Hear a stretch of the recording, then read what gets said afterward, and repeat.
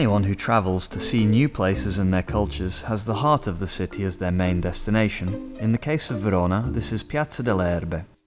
Here, since the birth of the Roman colony, there had been the Forum, that over the centuries has always been maintained, albeit modified, the function of Central Square. The name comes from the busy commercial activities, such as the spice market, where many other types of products were also traded.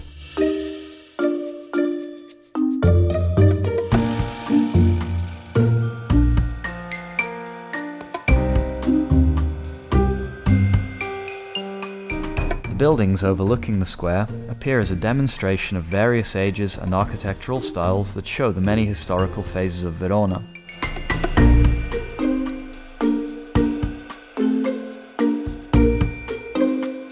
In the middle of the square, on the corner of Via Pellicai, there is the Domus Mercatorum, the headquarters of the corporations of arts and crafts in the Scaligera age.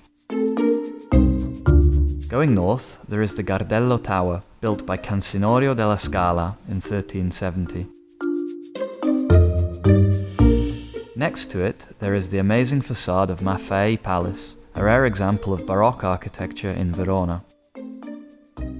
On the right, you can admire the frescoes of the Mazzanti houses, dating back to the early 16th century. The frescoes represent allegorical and mythological images. Beyond these, you can see the Costa Arch, just before Palazzo della Ragione, with the high Lamberti Tower, which oversees the nearby squares.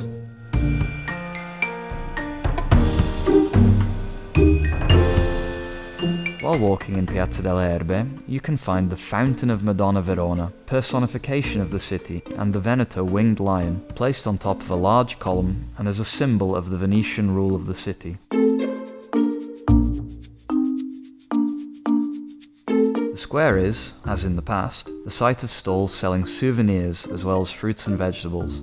This peculiar aspect of the square fascinated many poets and painters, who described in words or pictures this small but precious outdoor museum.